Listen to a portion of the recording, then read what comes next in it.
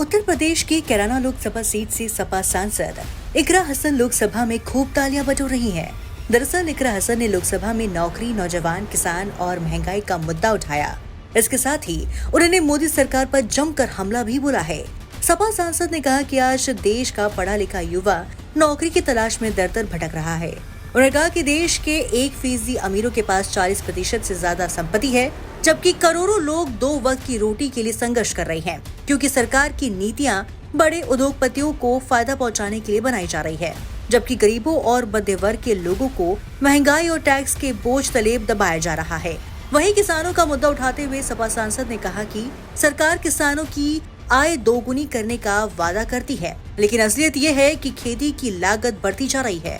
सपा सांसद इकरा हसन ने मोदी सरकार से पीएम किसान सम्मान निधि की राशि को 12,000 रुपए करने की मांग की है। उन्होंने कहा इससे किसानों का फायदा होगा। सुश्री इकरा चौधरी 2 मिनट में अपनी बात कह दें। माननीय धन्यवाद अध्यक्ष जी। आज मैं 2025 के वित्त विधेयक पर अपने विचार रखने के लिए खड़ी हूँ। सरकार इस बजट को जन कल्याणकारी बता रही है, लेकिन क्या ये वास्तव में गरीबों, किसानों, श्रमिकों और मध्यम वर्ग के हितों की रक्षा करता है? क्या ये युवाओं को रोजगार देगा? क्या महंगाई में राहत देगा? लगातार हम पढ़ते आ रहे हैं कि भारत की जीडीपी पिछले 10 वर्षों में दोगुनी हो गई है और हम जापान और जर्मनी को पीछे छोड़ते हुए 27 तक दुनिया की तीसरी सबसे बड़ी अर्थव्यवस्था बनने के ओर अग्रसर है। लेकिन यह उपलब्धि तब फीकी पड़ जाती है जब हम प्रति व्यक्ति जीडीपी के आंकड़ों को देखते हैं, जिसमें भारत विश्व स्तर पर 100 से अधिक देशों से पीछे है। 23-24 के लिए स्थिर कीमतों पर प्रति व्यक्ति जीडीपी केवल 1,24,600 रुपए है। ये कोई आश्चर्य की बात नहीं कि सरकार इस डेटा पर बात करने से बचती है, क्योंकि वे ये नहीं समझा सकते कि पूरे देश की जीवन स्तर में वृद्धि क्यों नहीं हो रही। वे ये नहीं बता सकते कि देश में इतनी गहरी आय असमानता क्यों बनी हुई है और आम नागरिकों को आवश्यक सेवाओं तक पहुंचने में इतनी कठिनाइयां क्यों होती हैं।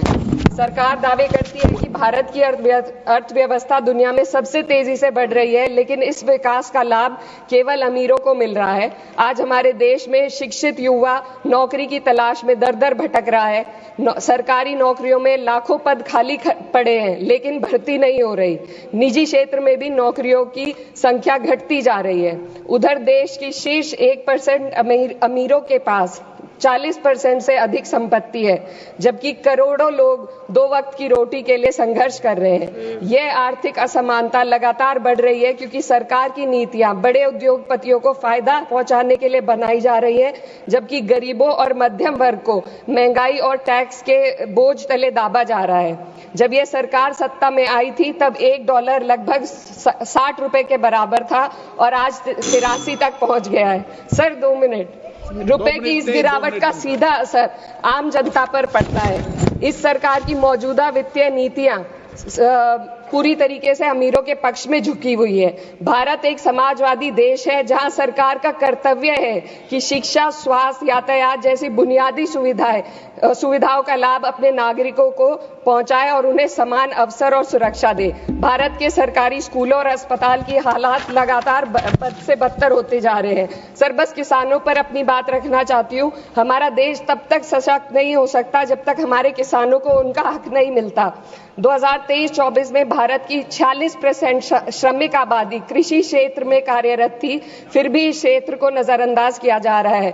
सरकार किसानों की आय दुगनी करने का वादा करती है, लेकिन असलियत यह है कि खेती की लागत बढ़ रही है, जबकि किसानों की आमदनी स्थिर बनी हुई है। ट्रैक्टर और हार्वेस्टिंग मशीनों पर 12% जीएसटी में। सर 1 मिनट, सर किसानों का मुद्दा है, बस 1 मिनट सर खत्म कर लें। हार्वेस्टिंग मशीनों पर 12% जीएसटी से किसानों को परेशानी और बढ़ रही है। यदि सरकार इस बोझ को कम कर दे तो खेती में फायदा होगा। साथ ही साथ प्रधानमंत्री किसान सम्मान निधि के तहत जो मिलने वाली राशि है उसको बढ़ाकर 6,000 से 12,000 कर दे तो किसानों की आय में फायदा होगा।